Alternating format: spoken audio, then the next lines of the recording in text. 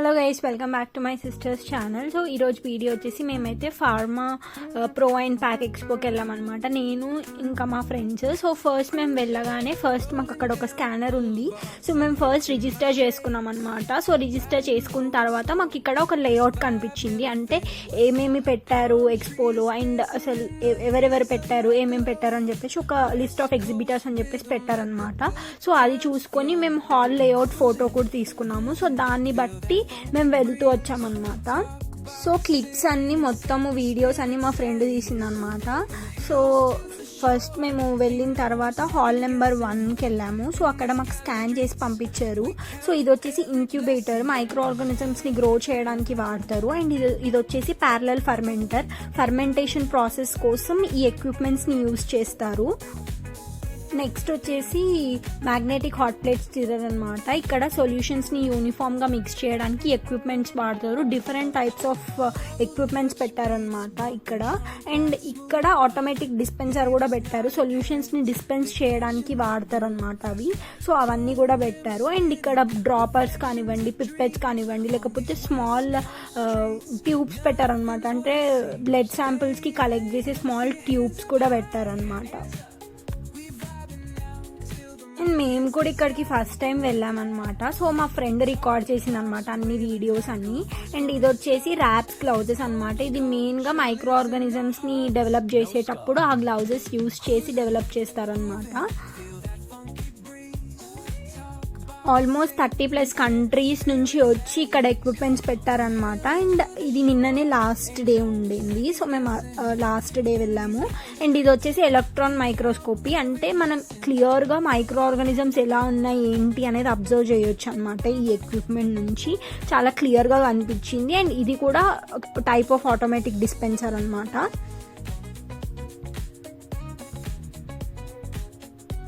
And ఇది వచ్చేసి rotatory evaporator అనమాట. మన శాంపుల్లో ఏదైనా సాల్వెంట్ ఉంటే రిమూవ్ చేయడానికి, ఫర్ ఎగ్జాంపుల్ వాటర్ కానివ్వండి లేకపోతే ఆల్కహాల్, సో ఆ కంటెంట్ ఏదైనా మీ శాంపుల్లో ఉంటే రిమూవ్ చేయడానికి ఈ రొటేటరీ ఎవాపరేటర్ అనేది యూజ్ చేస్తారనమాట.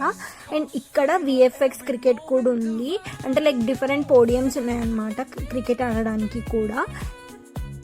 సో నెక్స్ట్ వచ్చేసి మేము ఒక వీడియో చూసామన్నమాట. సో ప్యాక్ టెస్ట్ గురించి చెప్పారనమాట వాళ్ళ వీడియోలో. సో అది జపాన్ ప్రోడక్ట్ అనమాట. సో ఇది ఈజియెస్ట్ ప్రాసెస్ అనమాట ఆ ఎక్విప్మెంట్ యూజ్ చేయడము.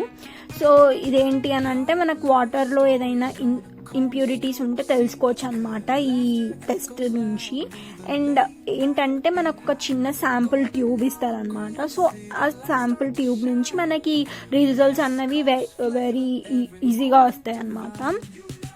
అండ్ హౌ టు యూజ్ అనేది కూడా వాళ్ళు చెప్పారు. సో జస్ట్ ట్యూబ్లో నుంచి థ్రెడ్ రిమూవ్ చేసి వాటర్లో డిప్ చేసేసి మనము షేక్ చేయాలన్నమాట. షేక్ చేసి కలర్ని కంపేర్ చేసుకోవచ్చు అనమాట రిఫరెన్స్ కలర్తోని. సో మనకి ఏంటంటే కలర్ని బట్టి మన కండిషన్ ఆఫ్ వాటర్ అనేది తెలుస్తుంది అనమాట అక్కడ.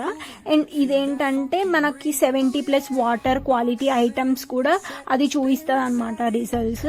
సో మనకి కాన్ఫిడెంట్గా కరెక్ట్ రిజల్ట్స్ వస్తాయి అనమాట. సో ఇది ఈజీ టు యూజ్ అనమాట. ఎక్కడన్నా మనకి టెక్నికల్ పర్సన్స్ కానివ్వండి ఎవ్వరు అవసరం లేదనమాట. సో ఇది చాలా ఈజియెస్ట్ ప్రాసెస్. మన వాటర్లో ఎంత ఇంప్యూరిటీస్ ఉంది ఏంది అనేది తెలుసుకోవడం మాత్రం చాలా ఈజియెస్ట్ ప్రాసెస్ అనిపించింది అనమాట నాకైతే, అందుకే వీడియో తీసాను అనమాట. సో నెక్స్ట్ వచ్చేసి ఇది వర్టికల్ స్క్రూ పంప్ అనమాట. బల్క్ మెటీరియల్స్ ఏవైతే ఉన్నాయో అవి ట్రాన్స్పోర్ట్ చేయడానికి ఇది వాడతారనమాట. అండ్ పక్కకు వచ్చేసి అది స్టిరర్ అనమాట, magnetic stirrer or normal stirrer ఏదైనా అనొచ్చు. అండ్ ఇక్కడ డిఫరెంట్ టైప్స్ ఆఫ్ డోర్స్ ఉన్నాయన్నమాట. సో ఇవి మెయిన్గా ఇండస్ట్రీస్ కానివ్వండి, ల్యాబొరేటరీస్, ఫ్యాక్టరీస్లో యూజ్ చేస్తారు. అండ్ ఫుడ్ కోర్ట్ కూడా ఉంది. అండ్ సాఫ్ట్ డ్రింక్స్ ప్యాకేజింగ్ ఎలా చేస్తారు అనేది ఒక ఓవర్ వ్యూ కూడా అక్కడ ఉంది. అండ్ బయోరియాక్టర్ ఉంది, అంటే ఫర్మెంటేషన్ ప్రాసెస్ కోసం యూజ్ చేసే ఎక్విప్మెంట్స్. మ్యాగ్నెటిక్ స్టిరర్ కూడా ఉంది. అండ్ ఆల్సో చాలా వరకు మేము వీడియోస్ తీయలేదన్నమాట, ఓన్లీ 50% ఆఫ్ ద వీడియోసే తీసాము. సో ఇంకా చాలా ఎక్విప్మెంట్స్ ఉన్నాయి. అండ్ మెయిన్గా ఇది యూస్ఫుల్ అయ్యేది ఇండస్ట్రీస్ ఉన్న వాళ్ళకన్నమాట. ఫార్మాస్యూటికల్ ఇండస్ట్రీస్ ఉన్న వాళ్ళకి ఎక్కువగా యూజ్ అయ్యే ఎక్విప్మెంట్స్ అవన్నీ